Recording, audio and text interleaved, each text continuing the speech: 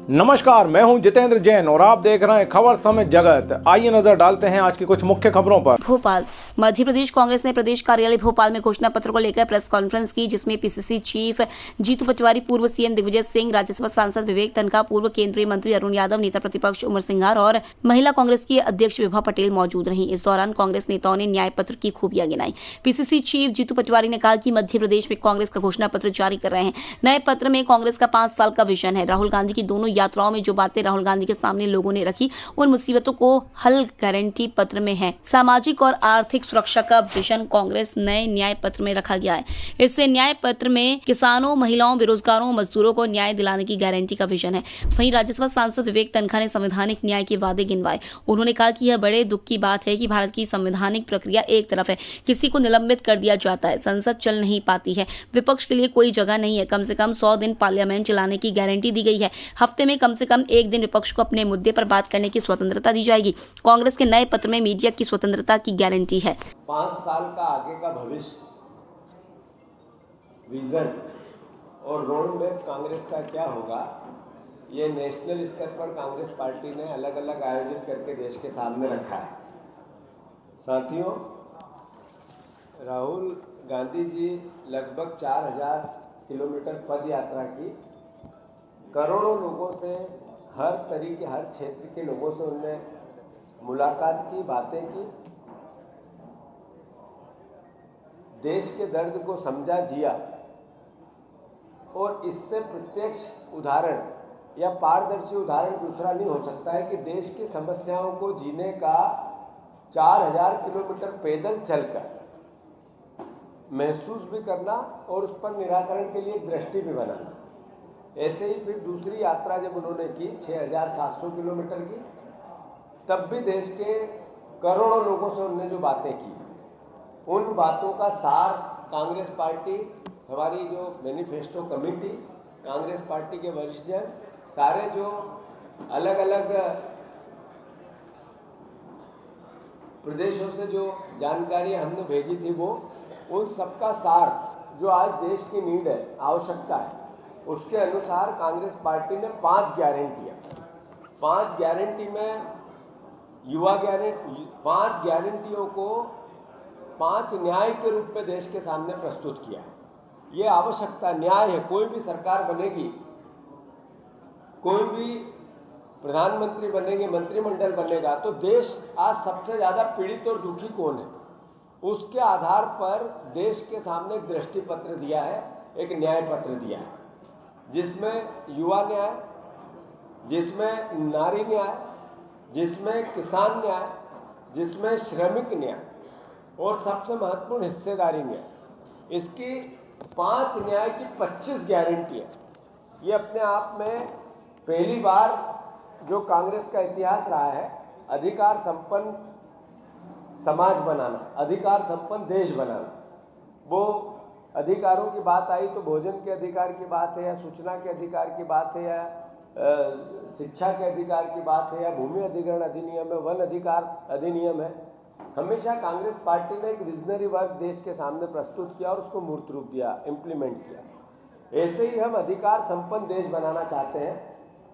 तो जब युवा न्याय की बात करते हैं तो सबसे बड़ी समस्या हमारे देश के सामने 80%, आज नरेंद्र मोदी जी ने जो 10 साल में देश को बना के दिया, वो बेरोजगार दिया। 82% नए बच्चे, 40 साल से नीचे के लोग बेरोजगार हैं। ये अभी कई रिपोर्ट्स के आधार पर आप लोगों ने, मीडिया ने प्रस्तुत भी किया उसको।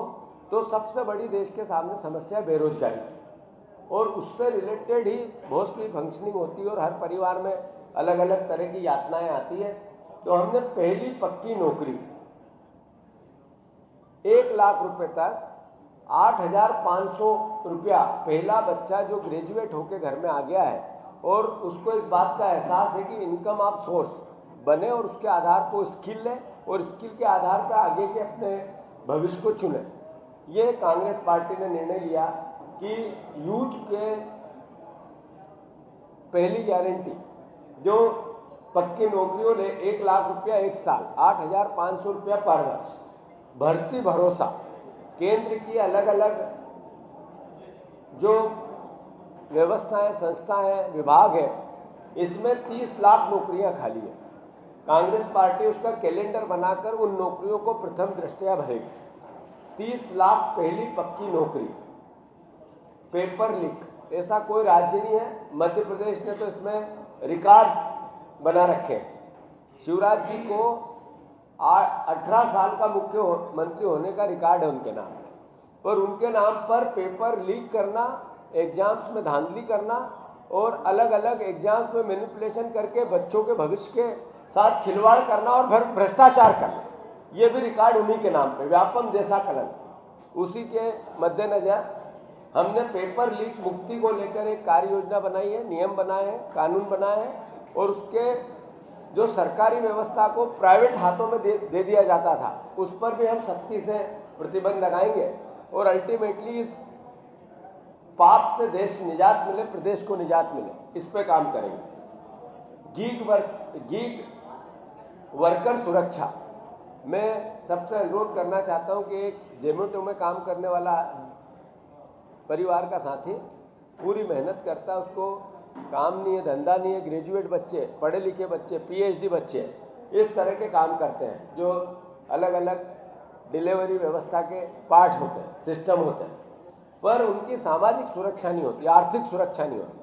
तो कांग्रेस पार्टी ने निर्णय लिया है कि इनके लिए बेहतर नियम बनाकर उनकी सामाजिक और आर्थिक सुरक्षा कैसे हो, जिसमें जर्नलिज्म से जुड़े हुए भी कई परिवार, कई सेक्टर ऐसे आते हैं जिसमें कि उनकी भी सुरक्षा के अंतर्गत व्यवस्था बननी चाहिए, वो चाहे मशीन के वर्कर हो या अलग अलग 10 तरह की। और एक सबसे महत्वपूर्ण है युवा रोशनी, इसमें 5 करोड़ रुपए तक का हमेशा नियम बनेगा।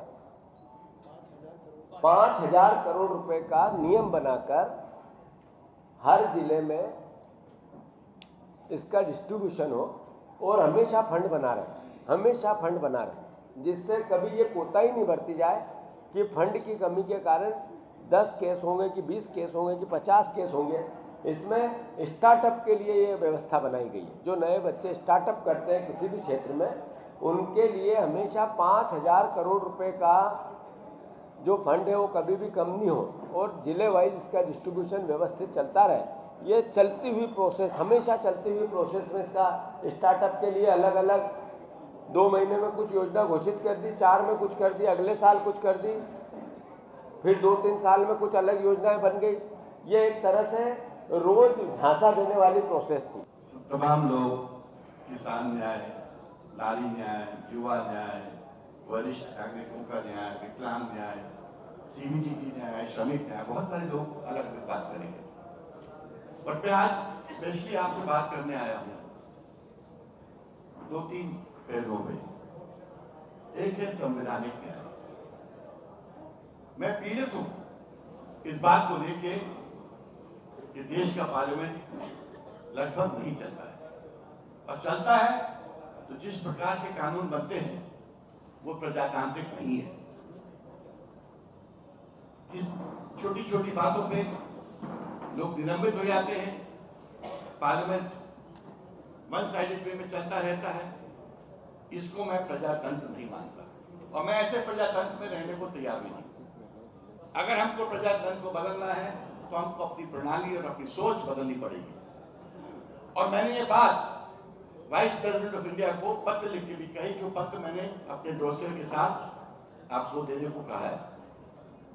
जब वाइस प्रेसिडेंट ऑफ इंडिया ने मुझे नेम किया कि तनखा जी, मैं कभी आशा नहीं कर सकता था कि आप अपने पार्टी के लीडर्स के साथ, विपक्ष के साथ आप ही वेल में आ जाएंगे। आप एक कानूनविद हैं, आपको लोग एक आइकॉनिक वे में देखते हैं, क्या लोग सोचेंगे आपके बारे में। तो मैंने उनको एक पत्र लिखा, और वो पत्र की कॉपी मैं चाहूंगा सबको आप बांटे, और वही पत्र की जो सारांश है हमारी पार्टी ने उसको इनकॉर्पोरेट किया है।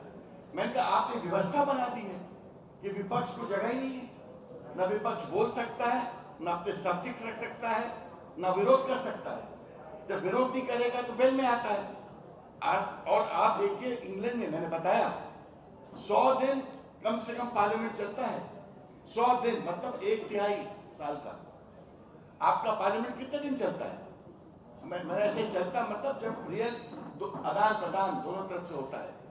और दूसरा मैंने कहा कि सर यूके में एक दिन विपक्ष का होता है हर वीक, मतलब उस दिन विपक्ष अपना एजेंडा रख सकता है। आपने विपक्ष को अपना एजेंडा रखने का कोई मौका ही नहीं मिलता। हमारा कौन सा एडजर्नमेंट मोशन आज तक माना गया? हमारा कौन सा कॉलिंग अटेंशन माना गया? और जब हम वेल में आते हैं तो आप कहते हो कि नहीं ये एथिक्स के बियॉन्ड है, ये कोड ऑफ कॉन्डक्ट के बयान है, आपको निलंबित कर दिया जाएगा। आप प्रणाली को ठीक करेंगे और सांसदों को निलंबित करेंगे, तो ये क्या हल है इस देश का? क्या प्रजातांत्रिक हल है क्या? आपको मूलभूत परिवर्तन लाना पड़ेगा। और मेरे को बहुत खुशी है कि मैंने जो पत्र में जो सुझाव दिए थे वाइस प्रेसिडेंट को और सर्कुलेट किए थे, ये 1 साल पुरानी बात है, वो सब सुझाव हमारी पार्टी ने अपने मैनिफेस्टो में डाले हैं कि कम से कम 100 दिन पार्लियामेंट चलेगा, कम से कम एक हफ्ते में एक दिन विपक्ष को अपने सब्जेक्ट्स डिस्कस करने की पूर्ण स्वतंत्रता होगी, जिससे कि हमको समझ तो आए कि हमारा प्रजातंत्र है। इसी तरह हमारे मैनिफेस्टो में मीडिया की स्वतंत्रता की बात की। ऑफ कोर्स मीडिया की स्वतंत्रता जरूरी है, बट आपको भी हमको आपके कमर्शियल इंटरेस्ट से स्वतंत्र करना पड़ेगा। कमर्शियल एंटिटीज को मीडिया पे कंट्रोल नहीं होना चाहिए। मीडिया का कंट्रोल पत्रकारों और एडिटर्स का होना चाहिए। पुराने जमाने में जब स्टेज पे और इंडियन एक्सप्रेस में एडिटोरियल आते थे तो दुनिया पढ़ती थी। आज कितने लोग एडिटोरियल्स पढ़ रहे हैं? क्यों नहीं पढ़ रहे हैं? कि हमको पता है कि एडिटोरियल्स वन साइडेड है। हमेशा आदिवासियों की जल जंगल जमीन की लड़ाई लड़ी और आज भी लड़ रही है, पहले भी लड़ते हैं। वन अधिकार अधिनियम एक क्रांतिकारी निर्णय था, कानूनन रूप दिया गया था, जिसमें कि आदिवासियों जो कि जंगलों में वर्षों से सदियों से रहते आए हैं, उनको अगर खेती कर रहे हैं तो 2004 के समय जो भी मौके पे कब्जे में था उसको पट्टे दिए जाए और पट्टे दिए गए। लेकिन साथ साथ ये भी उसमें था कि जो नॉन ट्राइबल है, यदि 3 पीढ़ियों से रह रहे हैं तो उनको भी पट्टे दिए जाए। इसका भी दुरुपयोग हुआ है, उसका इंटरप्रिटेशन गलत था, उसके अंदर भी इसमें परिवर्तन करने के बारे में विचार किया जाएगा और 1 साल के अंदर इसके वन अधिकार कानून वाले पट्टों को 1 साल में सारे केसेस निपटा दिए जाएंगे। आज भी अगर आप चले जाएं तो मध्य प्रदेश के अनेक जंगलों में रहने वाले आदिवासियों को पट्टा नहीं मिल पा रहा है। और देश में पैसा एक्ट लागू किया गया, लेकिन पैसा एक्ट के लिए नियम नहीं बन पाए थे। मेरी सरकार पहली सरकार थी जिसने पैसा एक्ट के लिए नियम बनाकर डॉक्टर बी शर्मा की अध्यक्षता में कमेटी बनाई थी और इसीलिए ग्राम राज कानून बनाया गया। लेकिन जब से भारतीय जनता पार्टी आई है, उन्होंने ग्राम सभा का जो अधिकार क्षेत्र था उसको हटा दिया गया है। ये सारी बातें हमारी हैं। कांग्रेस सभी को साथ लेकर चलती है, सभी वर्ग धर्म संप्रदाय के लोगों को साथ लेकर चलती है। इसी के लिए हम लोग गारंटी करते हैं कि इस आपकी हिस्सेदारी हम सबकी जिम्मेदारी। बहुत बहुत धन्यवाद। मैं समझता हूं कि हर समाज को एक बदलाव की जरूरत है। हाथ बदलेगा हालात, वक्त है बदलाव का। निश्चित तौर से आज जिस प्रकार से ST/SC या कमजोर सरवारा वर्ग जिनको अधिकार चाहे नौकरी के हो, चाहे उनके बैकलॉग की भर्ती के हो, कहीं ना कहीं उनकी तरफ केंद्र सरकार हो चाहे राज्य सरकार हो, उन अधिकारों की बात नहीं करती। घोषणा पत्र में दिलाती है लेकिन नहीं कर पाती। कांग्रेस ने मनरेगा एक गरीब वर्ग के लिए, मजदूर के लिए चालू की, उसमें इन्होंने पैसा नहीं दिया। लेकिन योजना बंद नहीं करते। यह सिर्फ जुमलेबाजी बात करते हैं कि हम हर वर्ग के लिए करना चाहते हैं। जब अमित शाह जी मंडला शेडोल के दौरे पे पहले आए थे तो उन्होंने वन अधिकार की बात करी। तो ऐसे कई आदिवासी है जो जंगल में रहते हैं, अन्य समाज के लोग तो कई सालों से, जिनके पास आज भी अधिकार नहीं है। तो कांग्रेस वन अधिकार नियम को लेकर एक राष्ट्रीय मिशन स्थापित करेगी, ये कांग्रेस का एक घोषणा पत्र में बात है। छात्रवृत्ति को लेके चाहे राज्य सरकार हो चाहे केंद्र सरकार हो,